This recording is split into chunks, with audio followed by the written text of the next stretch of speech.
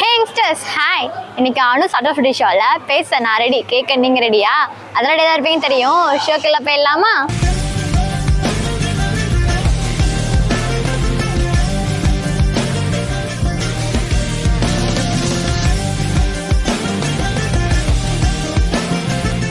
எப்பயுமே நம்ம ஷோவில் நான் மட்டும் தான் பேசுவேன். இன்னைக்கு பை சேஞ்சாக என்னோட காலேஜில் இருக்க ரேண்டம் ஸ்டூடெண்ட்ஸ் கிட்ட போயிட்டு கொஸ்டின் கேட்க போகிறேன்.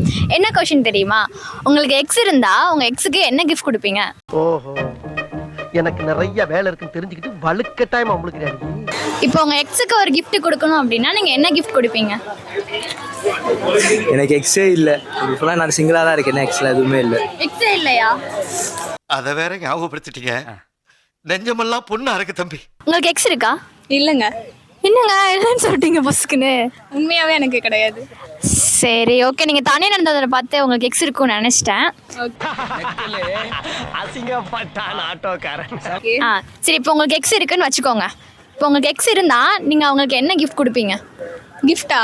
ஆமாம். சப்போஸ் இருந்தால் நானே ஒரு பெரிய கிஃப்ட் தானேங்க உங்களுக்கு. டேய், அந்த தங்கத்தை தூக்கின்னு வாங்கடா. இப்போ உங்கள் எக்ஸுக்கு ஒரு கிஃப்ட் கொடுக்கணும்னா நீங்கள் என்ன கிஃப்ட் கொடுப்பீங்க? என் எக்ஸுக்கு கிஃப்ட்டு ஆன்லைன் எடுத்த ஃபோட்டோஸ்லாம் இருக்குது. அதை பண்ணி அவங்க கல்யாணத்துக்கு கிஃப்டாக கொடுப்பேன். யார் சாமி இவன்? எங்கேருந்து வந்திருக்கான்? இப்போ உங்கள் எக்ஸுக்கு ஒரு கிஃப்ட் கொடுக்கணும் அப்படின்னா நீங்கள் என்ன கொடுப்பீங்க? அவன் எக்ஸுக்கு கொடுக்கலங்க, வீட்டுக்காருக்கு தான் சரியான ஒரு கிஃப்டாக கொடுத்துட்டான். 2 புள்ளையும் குத்துருவான்ட்டான் அவன் எக்ஸுக்கு. அதுதான் அவன் வீட்டுக்காருக்கு மிகப்பெரிய கிஃப்ட். அவர் மறக்கவே இல்லை அந்த கிஃப்ட். இன்ன வரைக்கும் ஞாபகம் வச்சிருக்காரு. நம்ம கூட போய் பார்க்கலாம். பார்த்தா அவனான்னு பார்க்குற மாதிரி இருக்கும். ஒரு 2 பேரும் சேமா இருப்பாங்களோ? ஆமாம். ஒரு மகன் பிறப்பான், அவன் என்னை போலவே இருப்பான். Hi bro. ஹாய், சொல்லுங்கள். நான் அனு சட்டோஃபிட்டின்னு ஒரு யூடியூப் சேனல் வச்சுருக்கேன். என்ன பொழப்பு இது? இப்போ உங்ககிட்ட ஒரு கொஸ்டின் கேட்கலாமா? கேளுங்க. சரி ஓகே. உங்களுக்கு எக்ஸ் இருக்கா? எக்ஸு இல்லைங்க. எக்ஸெல்லாம் எக்ஸ் இல்லையா? இல்லை, லவ் இருக்குது. லவ் இருக்குது. சரி, ஒரு வேளை உங்களுக்கு இப்போ எக்ஸ் இருக்குன்னு வச்சுக்கோங்களேன். இப்போ உங்கள் எக்ஸுக்கு ஒரு கிஃப்ட் கொடுக்கணும்னா நீங்கள் என்ன கிஃப்ட் கொடுப்பீங்க? அதான் எக்ஸு கிஃப்ட்டு தான் கொடுத்துருக்கோம். நம்ம அவரோட தள்ளி வந்துருக்கோம்ல, அதான் பெரிய கிஃப்ட்டு. மாப்பிள, இவன் தான் எங்கேயோ செமத்தியா வாங்கியிருக்கான். உங்களுக்கு எக்ஸ் எல்லாம் இருக்கா? எக்ஸ் எக்ஸ் ஏன் இந்த மாதிரி ஒரு எக்ஸ்பிரஷன் கொடுக்குறீங்க? எக்ஸெல்லாம் இல்லைங்கப்பா. இல்லையா? உண்மையா இல்லையா? சத்தியமா இல்லை. எங்க அம்மா மேல சத்தியமா சொல்றேன். இப்போ உங்களுக்கு எக்ஸ் இருக்குன்னு வச்சுக்கோங்க. அவங்களுக்கு நீங்கள் என்ன கிஃப்ட் கொடுப்பீங்க? கிஃப்டா? எக்ஸுக்கு கிஃப்ட் வேற எதுவும்? ஆமாம் ஆமாம். இல்லை, வாய்ப்பே இல்லை. கிஃப்ட் தரமா?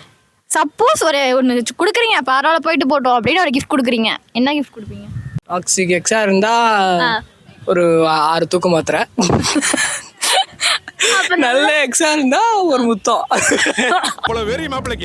இப்போ நீங்கள் உங்கள் எக்ஸுக்கு ஒரு கிஃப்ட் கொடுக்கணும்னா நீங்கள் என்ன கிஃப்ட் கொடுப்பீங்க?